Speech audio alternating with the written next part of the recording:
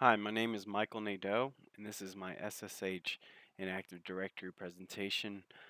This presentation is for my Information Security and Assurance Class 4220, Security Systems 2. This was presented on spring 2012, and my name is mnadeau2.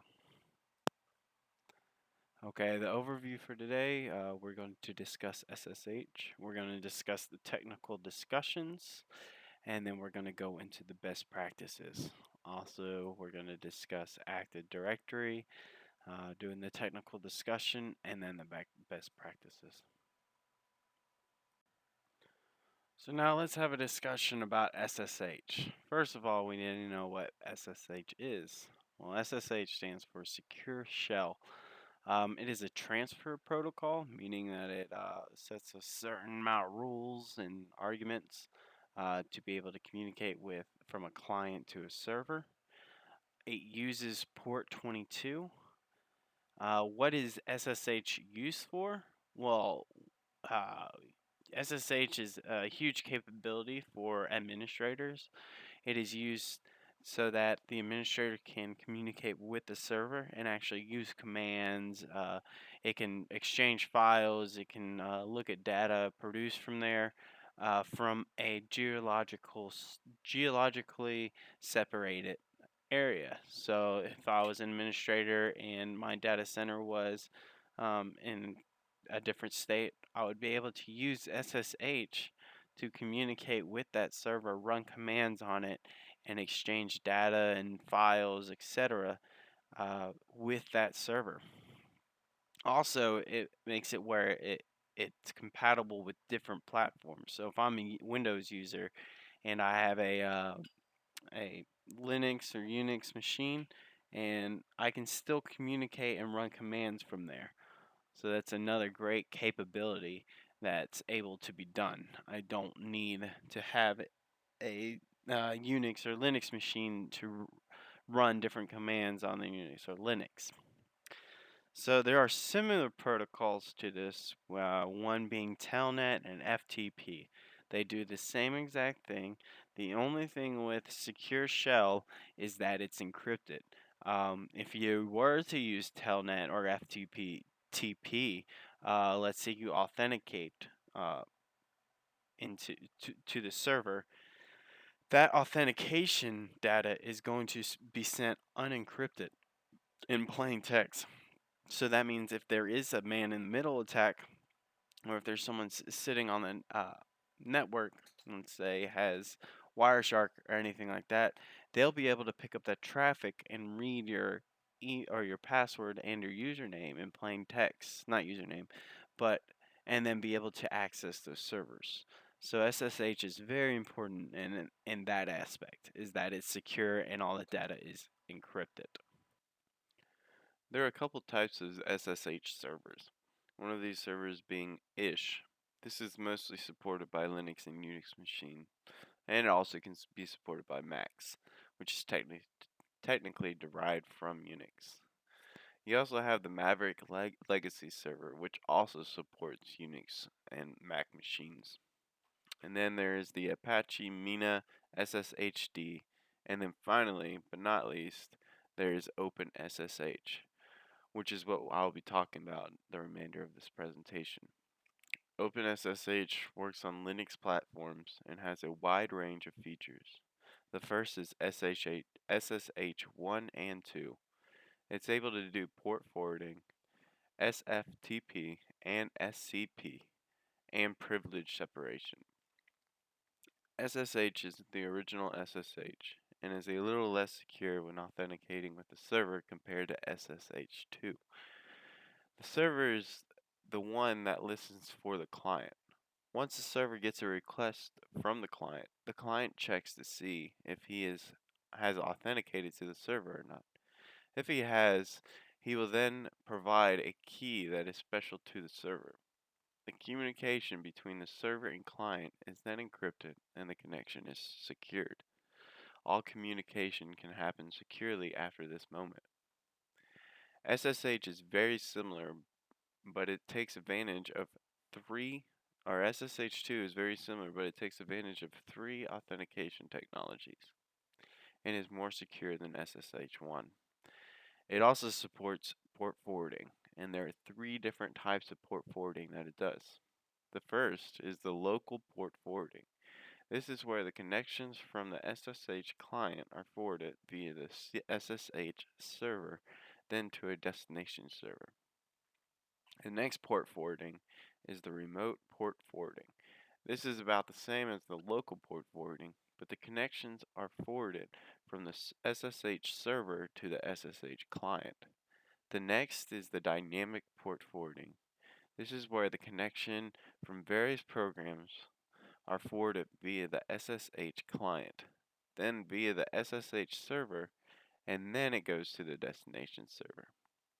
Next is SCP um, and the SSH client.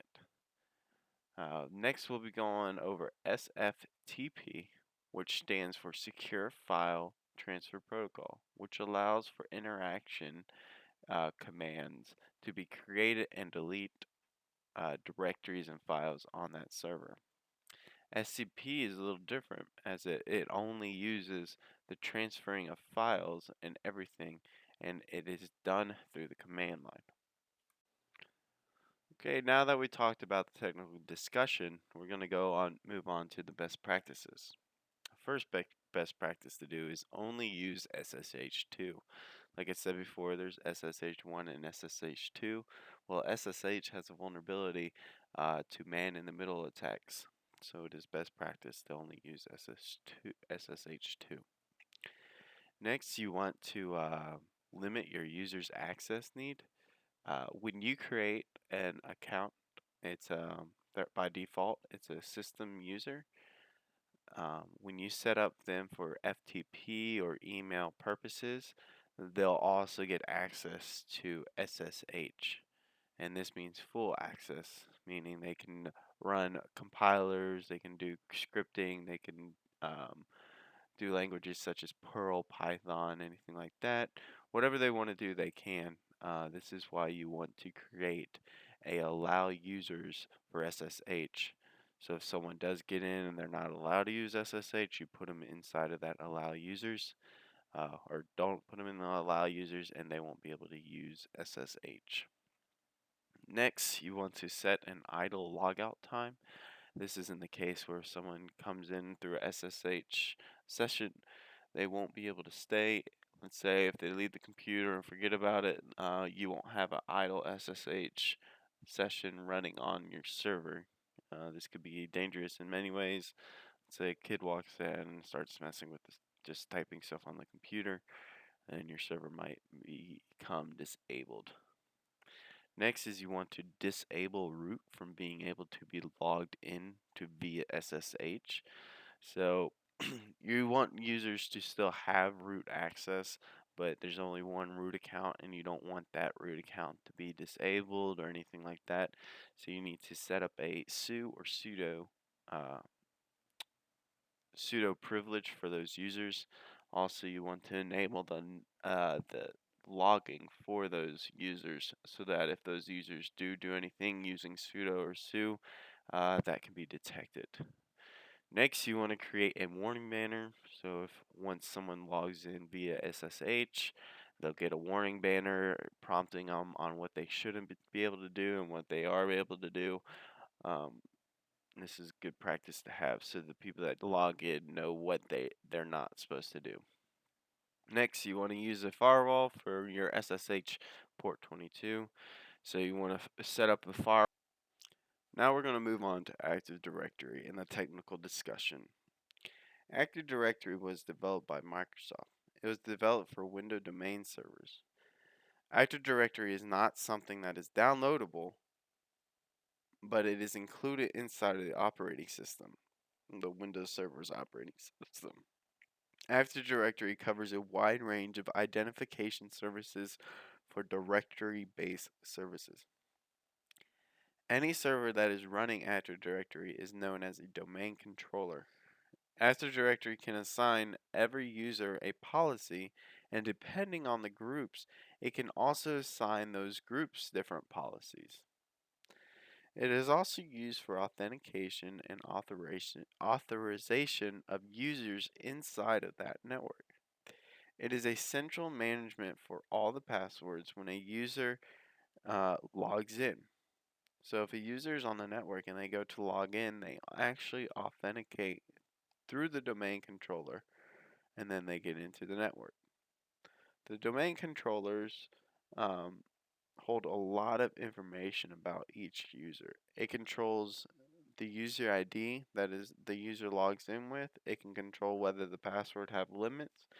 If the account is locked out, it can also hold the information about the user, such as the names, their phone number, their email, the group they're in, what members are inside of that group. The groups also you can assign the groups to special uh, policies that are applied through Active Directory that can have different types of features on them. It also incorporates many different technologies inside of Active Directory to create a smooth, centralized management system. Now we'll talk about the logical organization of Active Directory. First, we'll begin with objects. These objects, they fall into two different categories, resources and security principles. Some examples of resources is printers, servers, etc. And then you have the security principles, which are your users and groups. So each object that is listed, um, this means that it is a single entity. For example, a user represents one person, computer represents one computer. So it is possible to have a user that is on a different machine and his object settings will follow him or her by their username. Each of these objects have identification features associated with them. The characteristics are defined by what is called the schema. You can set different things such as phone numbers, um, the email address, what business unit they're in, etc. It also decides what type of objects are able to be stored in Active Directory. There are some issues though with changing the schema. You can mess up some deployments if it is done incorrectly. Usually all you can do is delete or deactivate the object. To be able to change the object schema, it requires a lot of preparation and planning because if you do it wrong, you could mess up your entire Active Directory or your domain. Um, there are divisions in Active Directory network. These are logical, and they are the domain trees enforced. Domain trees enforced. The domain is defined as the logical group of objects in the network that all share the Active Directory database. The tree, this is a collection of one or more domains in the same namespace, and they are all linked together by a transitive trust hierarchical, so they work together. The last of these is the forest. This is at the top of the structure. The forest is a collection of trees, so the trees that we discussed earlier, and they all share the same features. Some of these features include the global catalog, directory schema, logical structure, and the directory config. The forest gives the network range of the objects inside the domain and tells them which other objects are accessible through that object. So if you're in a forest, you have the capability of connecting to other objects in that forest. Next, we're going to talk about organizational units. These are super important because they can provide a structure to your domain for your administrators to be able to easily manage the objects. And they can also show the organizational structure of your organization um, by giving it certain names. If it's done properly, this can be a very powerful tool and easily manage it, not only through logical means, but you'll actually be able to see the geological location of these objects. So each organization unit is able to store other organizational objects within it as well. This is the normal place where group policies apply. So if you want to make a group policy change, the OU or the organizational unit is where you want to do this. Once applied, it can trickle down to all the other objects in the network. Um, and then organizational units is also where the administrative rights are given to certain objects. So if you wanted to set who your administrators are, you would do it here. Now that we are done discussing the technical discussion on Active Directory, we will now be getting into the best practices. First one I'm going to discuss is you want to rename or disable the default administrative accounts. This is very important because these administrative accounts are known. They're publicly traded. So as soon as you get it, just rename it, the administrator account, or disable it. Next, you want to physically secure the domain controller. The domain controller is one of your most important network assets, and you definitely want to physically secure the server in a locked room where no one really has access to it, and only the correct personnel do. Next, you don't want to have schema admins until you absolutely need them. This is to protect from messing up your network, or if an intruder does come in, he'll have an easier time messing up your network. As we discussed before, you do not want to just edit the schema. You want to make a plan on how to, and when you decide to make that change, that's when you need to add the user, whoever's making the object that is making a change, add them into the schema admins group. Next, you do not want to allow your users to the shared resources. So not everyone needs to be able to access Active Directory. Only the people that are allowed to should have access to Active Directory, and even then, you should delegate among them the special uses they need for that, and disable all other resources to them. Another best practice is you at least want one domain controller at every site. Uh, this is very important just because it's more efficient. You don't have the strain of everybody going to one domain controller over a large distance. So, best practice is you want at least one domain for every site. Next is very important. Also, you need to perform regular backups because your Active Directory and your domain controller is very important. And if it goes down, you definitely want it to get back up right away.